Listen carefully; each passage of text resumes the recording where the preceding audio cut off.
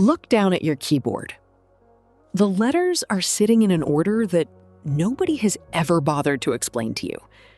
Q, W, E, R, T, Y. You've probably heard it was built to slow you down, to stop the old typewriters from jamming. That's the answer everyone gives.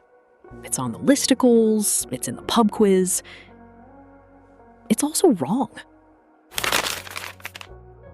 The real story runs through a Milwaukee print shop, a telegraph office, and a gun company. It ends with a decision made in 1873 that your fingers are still obeying, right now, without asking you. And the reason nobody ever fixed it is not the reason you think either. Milwaukee, 1868. A printer named Christopher Latham Sholes has built a machine with two collaborators, Carlos Glidden and Samuel Soule. They call it the typewriter, with a hyphen, because the word doesn't exist yet. Here is how it works. Each key is connected to a thin metal arm, a type bar, with a letter cast on the end. Press the key, the arm swings up, smacks an inked ribbon against the paper, and falls back down. Simple. And it has one fatal flaw. The arms all swing into the same small spot. If you hit two keys in quick succession and their type bars happen to sit next to each other in the basket, the two arms collide midair and lock together. The machine stops. You reach in, unhook them with your fingers, and start again. A jammed typewriter isn't a slow typewriter. It's a paperweight. So Sholes started moving letters around. Not randomly. He was solving a mechanical puzzle. Take the letter pairs that English uses constantly, TH, ER, ST, and make sure their arms don't sit side by side in the basket. Spread the collisions out. Keep the machine running. Look at the layout again, and you can still see the fix.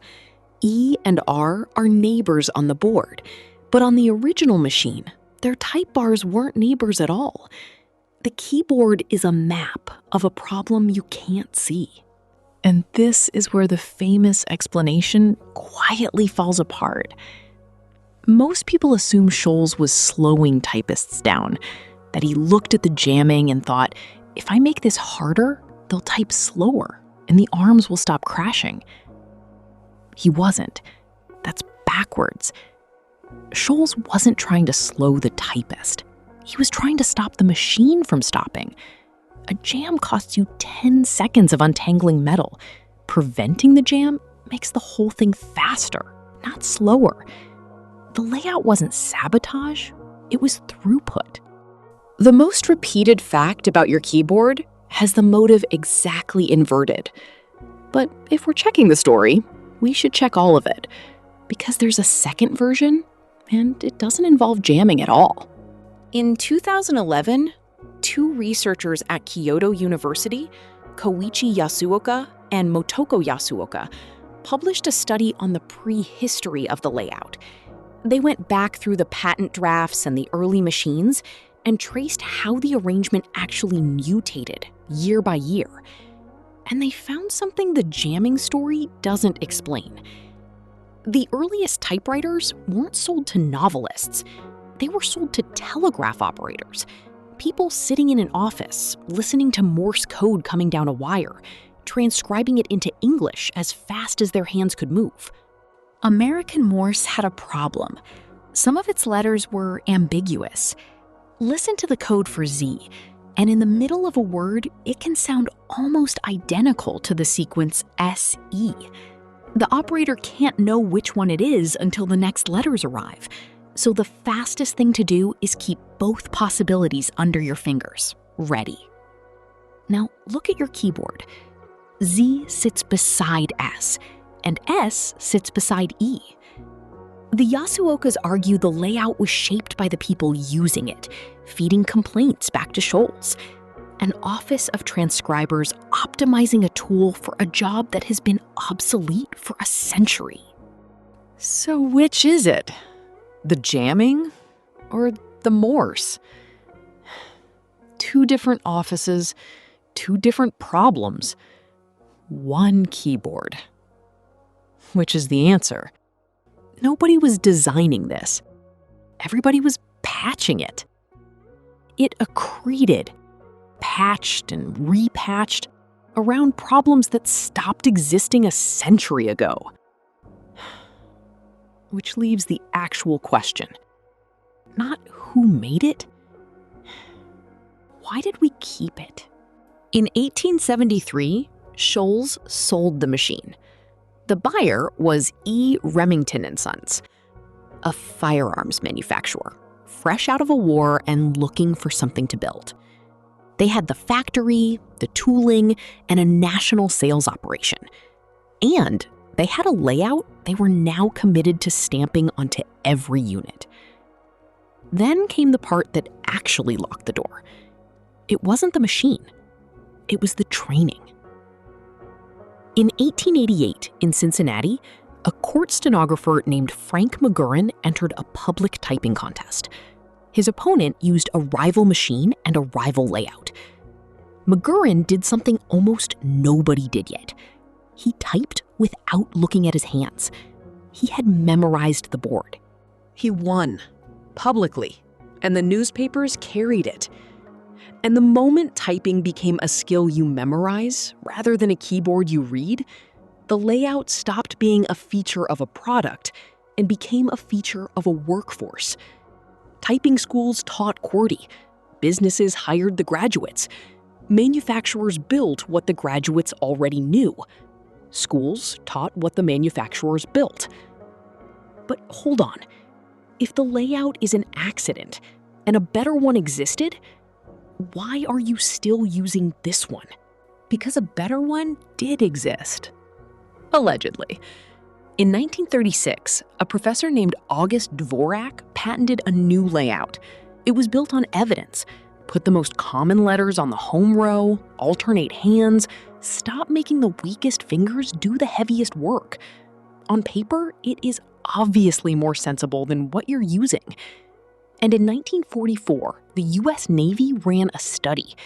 Retrained typists on Dvorak, the study reported, and the productivity gain paid back the cost of retraining within about 10 days.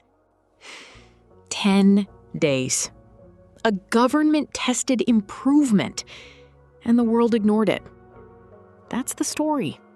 It's a great story. It's the one everybody tells. The superior technology, suppressed by inertia and habit. There's just one detail that tends to get left out. The Navy study was run by August Dvorak. He was a Navy lieutenant commander at the time. He supervised the research on the layout that carried his name and his patent. The scientist and the salesman were the same man. In 1956, the U.S. General Services Administration asked Earl Strong to check the claim properly with a control group. He found the retraining didn't pay for itself. In 1990, 2 economists, Stan Leibowitz and Stephen Margolis, went back through the original Navy records for a paper they titled The Fable of the Keys, and reported that the documentation was thin, the methods were loose, and the famous 10-day figure could not be reproduced. So here is what your keyboard actually is. Not a conspiracy, not sabotage, not a superior design crushed by corporate inertia. It's a mechanical patch for a jam that hasn't happened since your great-grandmother.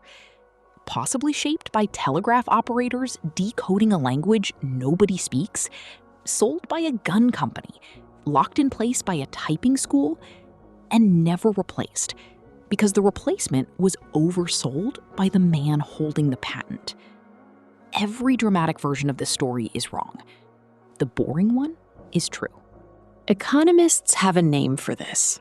Paul David used this exact keyboard in 1985 to describe path dependence, the way a small early accident hardens into a permanent arrangement long after the accident stops mattering. And that's the honest answer to why nobody fixed it. Not because they couldn't, because when someone finally checked, the fix wasn't worth the switch. Your keyboard is not a prison. It's a settlement, an old argument that nobody has had a good enough reason to reopen. Sholes was solving a jam. The operators were chasing a Z. Remington had a factory sitting idle. None of them were thinking about you. They were just the last people to touch it before everybody stopped asking.